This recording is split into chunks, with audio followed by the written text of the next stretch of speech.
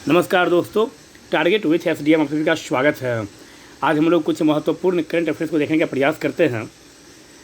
वर्तमान समय जो भी चल रहा है, एक मुसीबत का घड़ी चल रहा है पूरी दुनिया के लिए और भारत के लिए भी खास करके, और इसका प्रमुख वजह है कोरोना महामारी। 2020 में जिस तरह से कोरोना महामारी अपना प्रभाव दिखाया था, उससे अधिक प्रभावशाली और विनाशकारी आप कह सकते हैं 2021 में कोरोना रिटर्निंग जो आया है वह हुआ है। कारण क्या है, आप देखे होंगे, यहाँ से भी एक पॉजिटिव आप सीख ले सकते हैं। फर्स्ट टर्म में यदि आपकी तैयारी अच्छी है और आप एग्ज़ाम दिए और एग्ज़ाम में आप सफल नहीं हो पाए, सेकेंड टर्म में वही छात्र भूखा शेर की तरह फिर जब रिटर्न करता है एग्जामिनेशन हॉल में, तो वह पेपर किसी भी तरह का हो, एग्जामिनर किसी भी तरह का एग्जाम पेपर तैयार किया हो, और वह छात्र अपने आप को उसमें क्वालिफाई कर पाता है। क्यों? क्योंकि वह उसके लिए दिन रात एक करके मेहनत करता है और वह यह सोचता है कि फर्स्ट अटैम्प्ट में जो भूल हुई हमसे, सेकेंड अटैम्प्ट में उससे तेज़ गति से हमें फैलना है और अपना नाम रोशन करना है। और हमें अब बिखरना नहीं है, बल्कि हमें अब निखार, खुद के अंतर्गत अब हमें निखार लाना है। तो इस मुसीबत की घड़ी में आप अधिक से अधिक प्रयास करें, जो घर में ही रहें, सेपरेट रहें, और जिस भी एग्ज़ाम की तैयारी कर रहे हैं उस एग्ज़ाम के सिलेबस के अनुसार आप अपने तैयारी को ज़ोर शोर से करें। यह बहुत बड़ा अपॉर्चुनिटी मिला है फिर से तैयारी करने के लिए। और यह कभी भी मत सोचे, नेगेटिविटी मन में मत लाए, क्या होगा, संसार ख़त्म हो जाएगा। बहुत सारा न्यूज़ यह दिखाता है कि दुनिया ख़त्म होने वाला है, कोरोना महामारी ही ऐसा बीमारी है जिससे दुनिया ख़त्म हो जाएगा, फिर धरती ख़त्म हो जाएगा, फिर सूर्य की रोशनी ख़त्म हो जाएगी। इन सभी बातों को नज़रअंदाज करते हुए सिर्फ़ और सिर्फ आप अपने पढ़ाई पे ध्यान दीजिए, या जिस भी क्षेत्र में आप लगे हुए हैं आप उस क्षेत्र पर ध्यान दीजिए। मान लीजिए यदि कहीं पृथ्वी ख़त्म नहीं हुआ तब, इस कारण से यह मत सोचिए कि क्या होने वाला है, बस यह सोचिए कि हमें क्या करना है। तो इस उद्देश्य से अपने पढ़ाई को जारी रखिए। चलिए देखते हैं आज का पहला प्रश्न क्या है।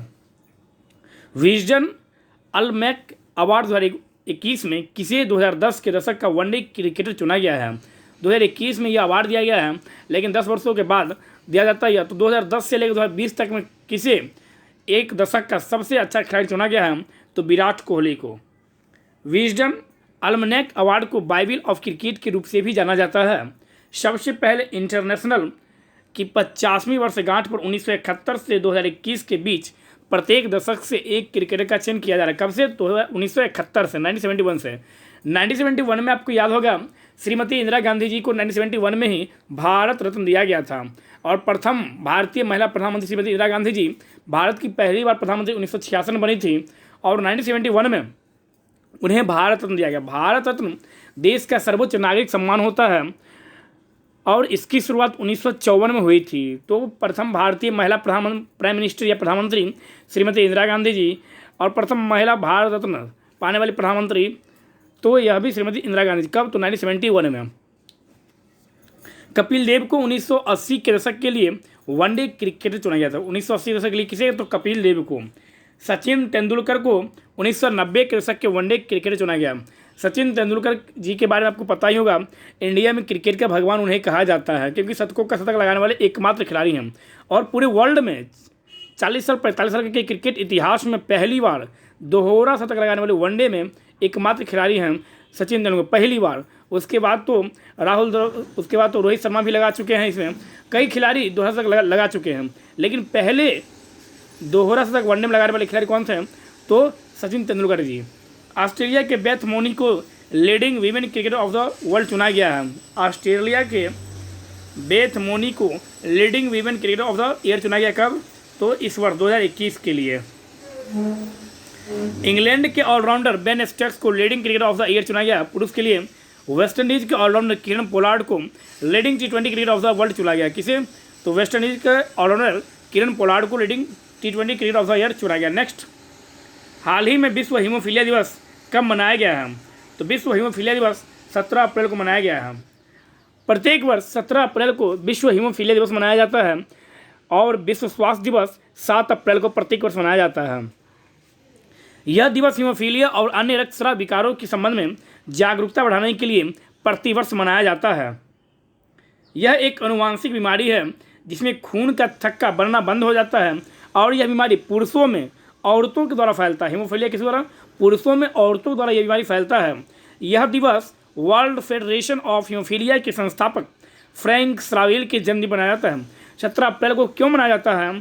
तो वर्ल्ड फेडरेशन ऑफ हीमोफीलिया के संस्थापक फ्रैंक स्रावेल के जन्मदिन के दिन प्रत्येक वर्ष 17 अप्रैल को विश्व हीमोफीलिया दिवस मनाया जाता है। अब रहा इसका थीम क्या है? तो विश्व हीमोफीलिया दिवस 2021 का theme adapting to change sustaining care in a new world, यह इसका थीम है और आपको थीम ही याद रखना है। चलते हैं नेक्स्ट प्रश्न की ओर। हाल ही में किसे 78वें वेनिस फिल्म फेस्टिवल का golden lion for lifetime achievement award प्रदान करने की घोषणा की गई है? तो रॉबर्टो बेनिग्नी को 78वें वेनिस फिल्म फेस्टिवल का golden lion for lifetime achievement award दिया गया है। नेक्स्ट, हाल ही में किसे सीबीआई के पूर्व निदेशक का निधन हो गया है? उनका क्या नाम है? जो उनका संबंध बिहार से ही था, रणजीत सिन्हा जी, जो सीबीआई के सेंट्रल ब्यूरो ऑफ इन्वेस्टिगेशन के पूर्व निदेशक थे, उनका निधन हाल ही में हो गया है। अब रहा कि वर्तमान में सीबीआई के निदेशक कौन हैं? तो प्रवीण सिन्हा सर वर्तमान में सीबीआई के निदेशक हैं। The central bureau of investigation, इसकी स्थापना 1 अप्रैल 1963 को हुई थी। कब हुई थी? तो 1 अप्रैल 1963 को सीबीआई की स्थापना हुई थी। हेड क्वार्टर कहाँ है इसका? तो हेड क्वार्टर नई दिल्ली। नई दिल्ली से आपको पता होगा अनिल बैजल वहाँ के उपराज्यपाल हैं और अरविंद केजरीवाल जी वहाँ के चीफ मिनिस्टर हैं। दिल्ली में लोकसभा सीट 7 है और दिल्ली में विधानसभा सीट 70 है और दिल्ली में राज्यसभा सीट 3 है। यह भी आप थोड़ा सा यहाँ से याद रखेंगे।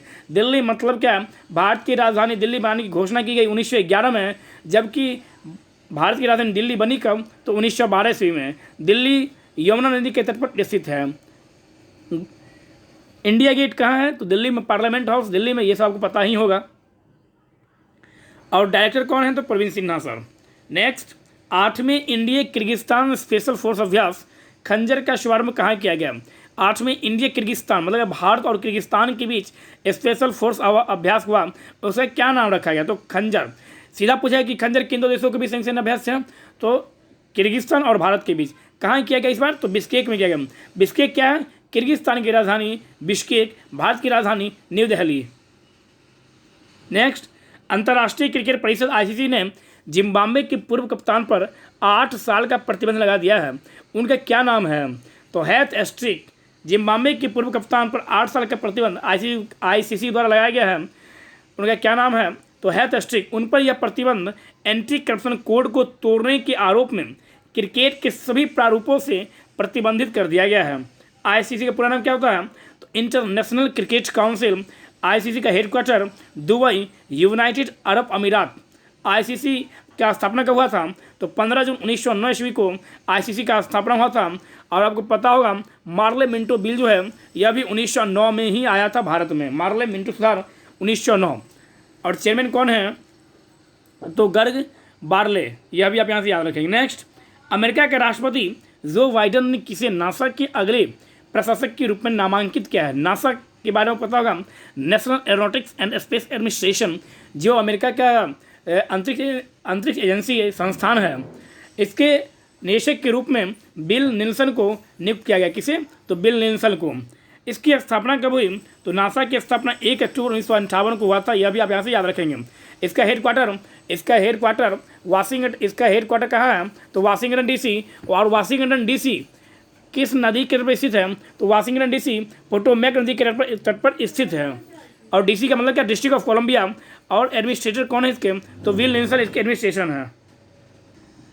नेक्स्ट, हाल ही में बॉलीवुड अभिनेता आयुष्मान खुराना को किस स्मार्टफोन ब्रांड का ब्रांड एम्बेसडर बनाया गया है? तो टेक्नो का। किसे?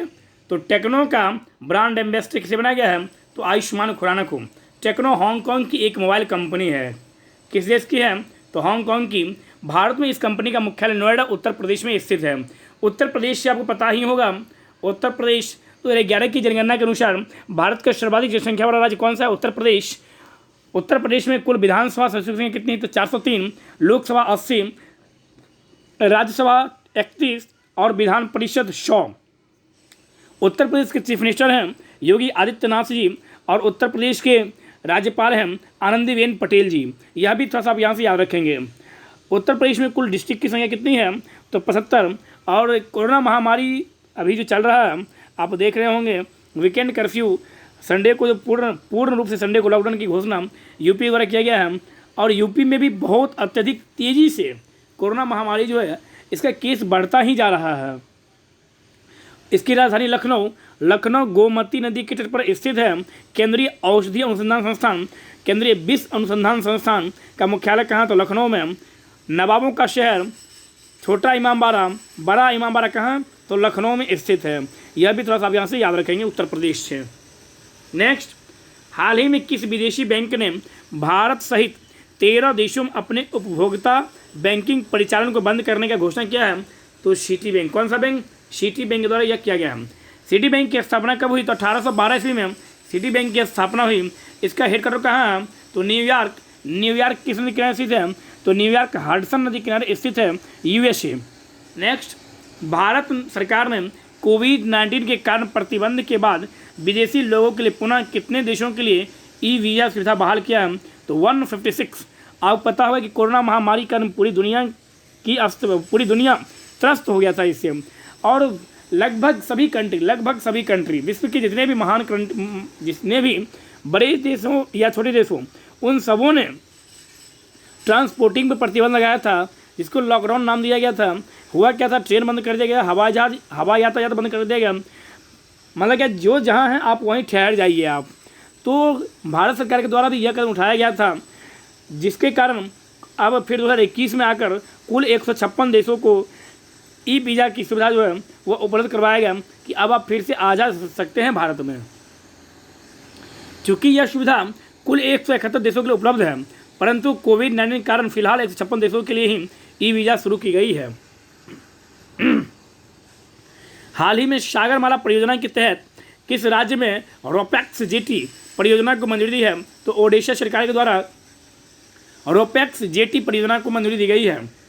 इस परियोजना में कुल 110.60 करोड़ रुपये खर्च होंगे, जिसे 50% केंद्र सरकार और 50% राज्य सरकार खर्च करेगी। इस परियोजना से उड़ीसा के 2 जिले भद्रक और केंद्रपाड़ा, यह याद रखेंगे आप लोग, भद्रक और केंद्रपाड़ा के बीच लगभग 200 किलोमीटर की दूरी कम हो जाएगी। उड़ीसा की राजधानी कहाँ है? तो भुवनेश्वर। इसके चीफ मिनिस्टर हैं नवीन पटनायक जी और गवर्नर हैं गणेशी लाल जी। कहाँ के? तो ओडिशा के। नेक्स्ट, हाल ही में पूर्व चुनाव आयुक्त का 86 वर्ष की उम्र में निधन हो गया। उनका क्या नाम है? तो GV कृष्णमूर्ति। वर्तमान में चुनाव आयुक्त कौन है? तो सुशील चंद्रा जी और सुनील अरोड़ा इनके बाद बनेंगे। यह भी आप यहाँ से याद रखेंगे, जो 25वें चीफ इलेक्शन कमिश्नर होंगे। चीफ इलेक्शन कमिश्नर 25 में कौन होंगे? तो सुनील अरोड़ा। वर्तमान में कौन है? तो सुशील चंद्रा जी। और आपको याद रखना होगा आर्टिकल 324 टू आर्टिकल 329, मतलब क्या, भारतीय संविधान में अनुच्छेद 324 से लेकर अनुच्छेद 329 तक में चुनाव आयोग का चर्चा किया गया है। मतलब यह हुआ कि चुनाव आयोग जो है यह एक संवैधानिक निकाय है, संवैधानिक संस्था है, जिस आयोग का चर्चा, जिस कमीशन का चर्चा भारतीय संविधान में के अंतर्गत किया गया है उसे संवैधानिक निकाय कहते हैं। यह भी आप यहाँ से याद रखेंगे।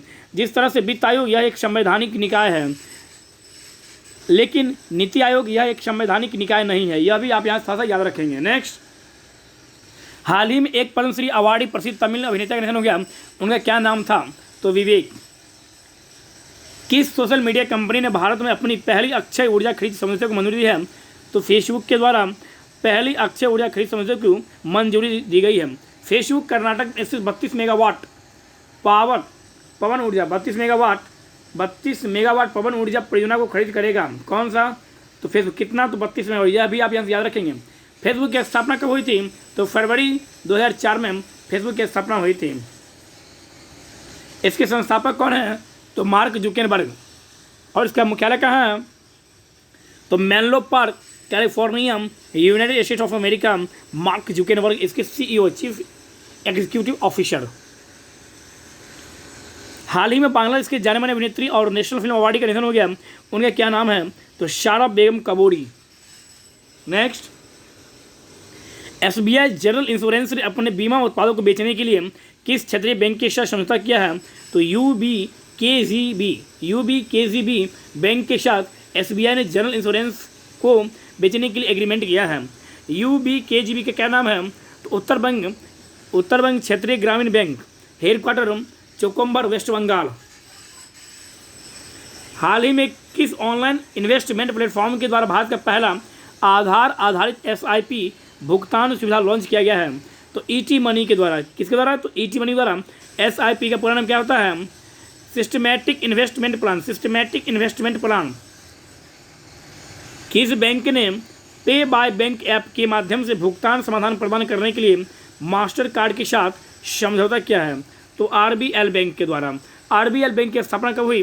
1943 ईस्वी में आरबीएल बैंक की स्थापना हुई थी। यह भी आप यहाँ से थोड़ा सा याद रखेंगे। इसका मुख्यालय कहाँ है? तो इसका मुख्यालय है मुंबई। मुंबई किस द्वीप पर बसा हुआ है? तो मुंबई सालसेट द्वीप पर बसा हुआ है। किसी पर? सालसेट द्वीप पर। यह भी आप यहाँ से याद रखेंगे। इसका टैगलाइन क्या है? तो अपनों का बैंक। और इसके एमडी और सीईओ कौन है? तो Vishweshwar Ahuja. Reserve bank of India ने अपने नियमों को और आसान और अनुपालन को कम करने के उद्देश्य से कौन सी पहल की शुरुआत की है? तो RRA 2.0। आरबीआई का हेडक्वार्टर मुंबई। आरबीआई की स्थापना कब हुई थी? तो 1 अप्रैल 1935 ईस्वी को। और आरबीआई का नेशनलाइजेशन मतलब क्या राष्ट्रीयकरण कब हुआ था? तो 1 जनवरी 1949 ईस्वी को। आरबीआई के गवर्नर कौन है वर्तमान में? तो शक्तिकांत दास जी, जो 25वें गवर्नर हैं। कभी कभी पूछ लेता है रैंक के हिसाब से, तो 25वें हैं। और डिप्टी गवर्नर कौन है? तो महेश कुमार जैन, माइकल देवव्रत पात्रा और एम राजेश्वर राव। चौथा पोस्ट जो है यह अभी रिक्त है।